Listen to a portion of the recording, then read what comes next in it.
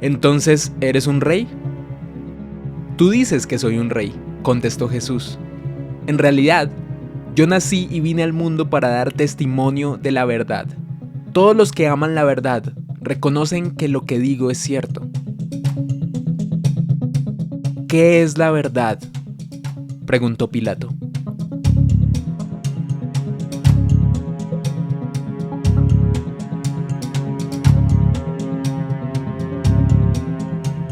En el episodio anterior hicimos una reflexión sobre nuestro papel como seguidores de Jesús en un mundo gobernado por la tecnología y hablamos sobre algunos de los peligros de esta era digital en la que vivimos.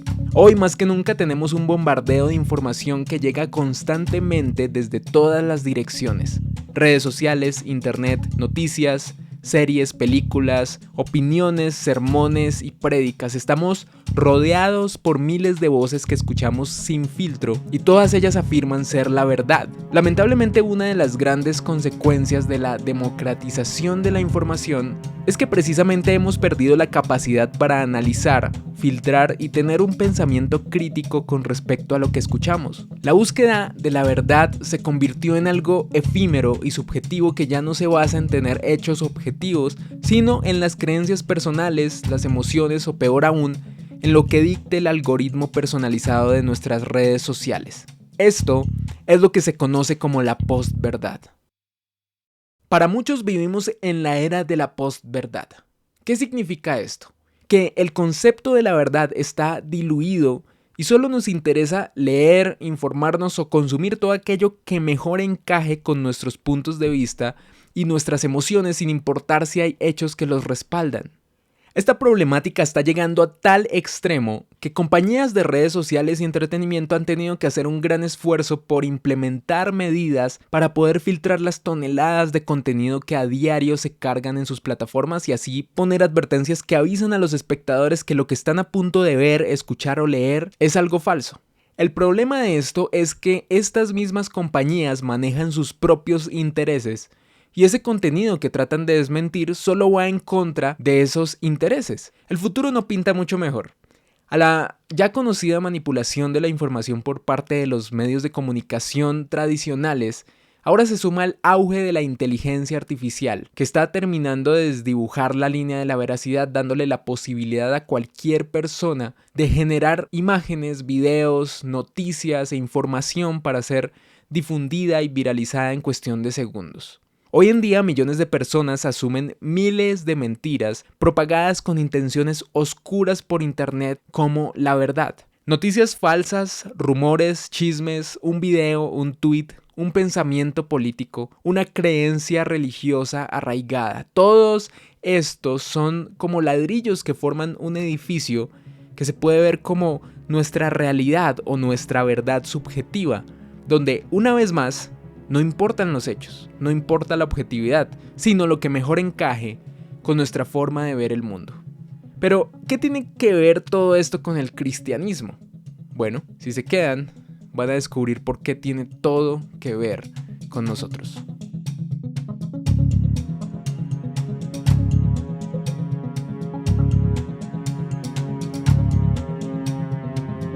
Siempre me ha llamado la atención esa conversación que tuvieron Jesús y Poncio Pilato justo antes de la sentencia de crucifixión. Todos los elementos que hacen parte de la conversación son fascinantes. Estamos viendo a un hombre pobre, un carpintero judío, teniendo una charla con un hombre poderoso, el hombre designado por Roma para gobernar la región de Judea. Orígenes diferentes, culturas diferentes, creencias totalmente opuestas, pero aún así, este hombre poderoso, Pilato, está tan intrigado por saber quién es realmente Jesús.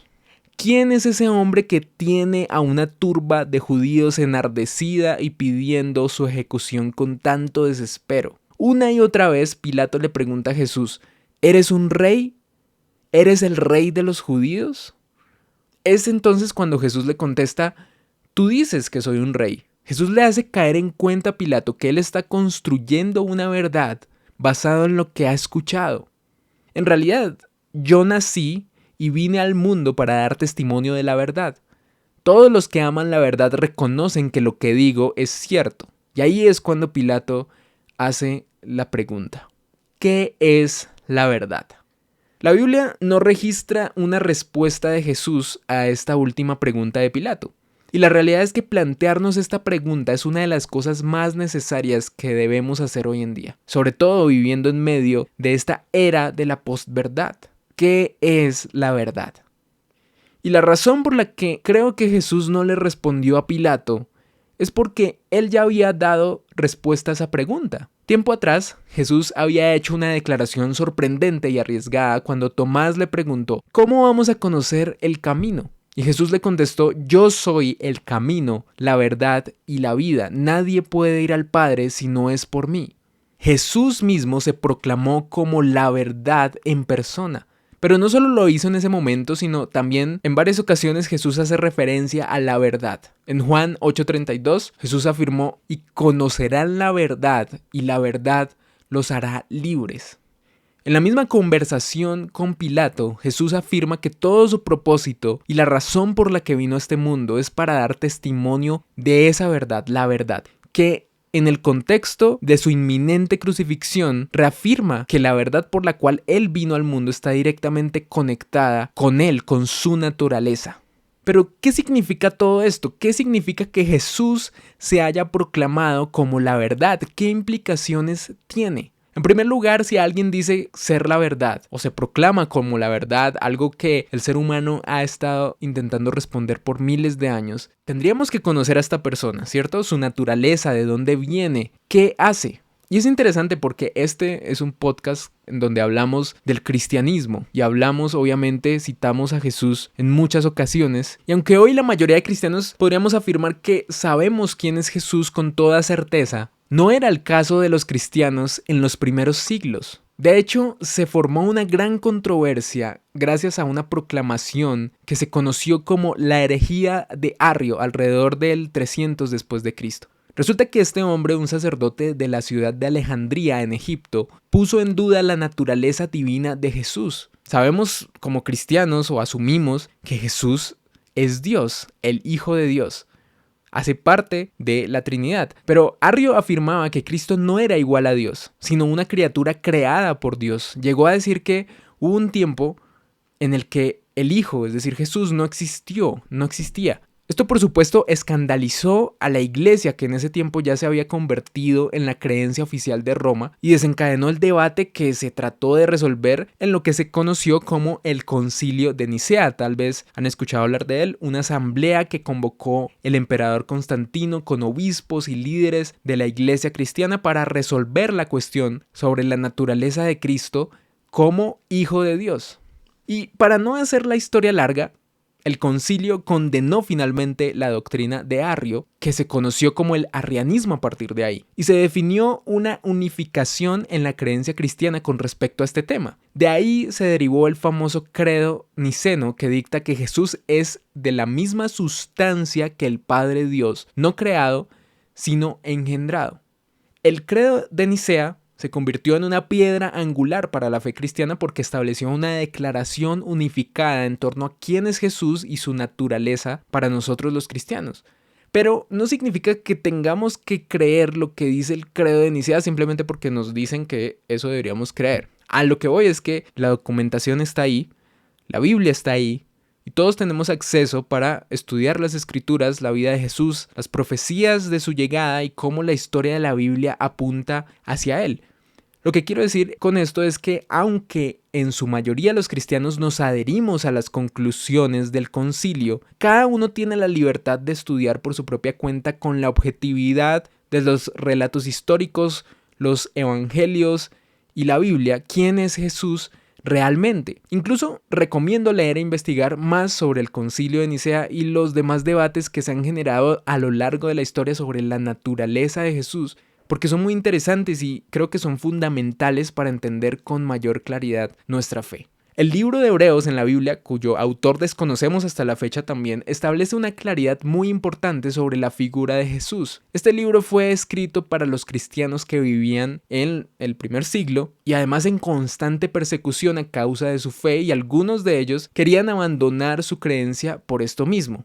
Uno de los objetivos del libro es exponer a Jesús como el verdadero Hijo de Dios y su sacrificio como el cumplimiento del plan de Dios para la expiación de los pecados de la humanidad y la salvación del mundo. Yo considero que es el libro que se debería leer inmediatamente después de los Evangelios, ya que ese autor desconocido compara la vida de Jesús con eventos que sucedieron, símbolos de la historia de Israel que ya habíamos visto anteriormente en la Biblia. Y es muy interesante ver cómo esos símbolos se vuelven realidad en la figura de Jesús. Y ahí es cuando todo comienza a cobrar un poco más de sentido.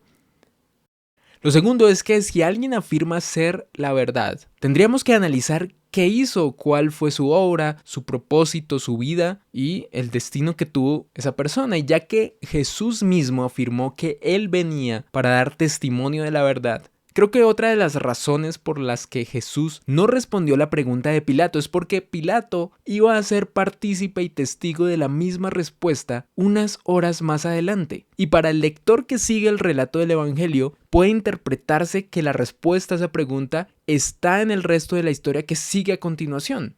Como ya sabemos, justo después de esta conversación, justo después de que Pilato pregunta qué es la verdad, él mismo cede a las exigencias de la multitud judía y envía a Jesús a ser crucificado. Con su muerte en la cruz, Jesús no solo cumple las profecías mesiánicas escritas desde Génesis hasta los escritos de profetas como Isaías, Zacarías y Daniel, sino que simbólicamente representa el sacrificio de expiación definitivo por los pecados de la humanidad, siendo crucificado el día de Pentecostés, es decir, el mismo día en que los israelitas celebraban la liberación de Egipto mediante el sacrificio de un cordero, convirtiéndose Jesús en el mismo cordero que derrama su sangre, siendo su cuerpo el templo donde se realiza el sacrificio y también siendo el mismo sumo sacerdote que lo ejecuta. Todo esto, además, solucionando el dilema de Dios en el que para eliminar el pecado del ser humano tendría que eliminar al mismo ser humano, ofreciéndose como un sacrificio limpio de pecado para salvar a todo aquel que solamente crea en él. A Jesús le preguntaron en Juan 6:29, ¿queremos realizar las obras de Dios? ¿Qué debemos hacer? Y él responde, la única obra que Dios quiere que hagan es que crean en quien Él ha enviado. Es decir, que solo por la fe, quien crea en Él y en su sacrificio, es salvo. A diferencia de las demás religiones instauradas por el hombre, el cristianismo se basa en la salvación y en la redención del ser humano únicamente por la fe. Conocerán la verdad y la verdad los hará libres. Quien conoce a Jesús conoce la verdad. Él es la verdad. En un mundo en el que la línea que distingue la verdad de la mentira es cada vez más difusa, espero que este episodio nos pueda recordar cuál es la verdad que fue revelada en la palabra y es la base de nuestra fe. Y es que Jesús, el Hijo de Dios, vino a este mundo a morir por nuestros pecados para perdonarnos y darnos vida eterna, mostrándonos el perfecto amor del Padre hacia nosotros, el cual nos acepta y nos ama sin pedirnos nada a cambio, solo creer. Pilato tenía frente a él la misma respuesta a su pregunta.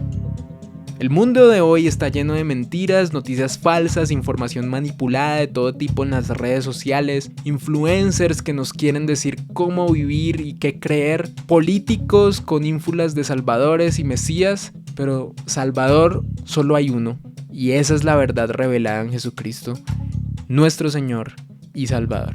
Esto fue Mito Cristiano. Gracias por escuchar hasta el final.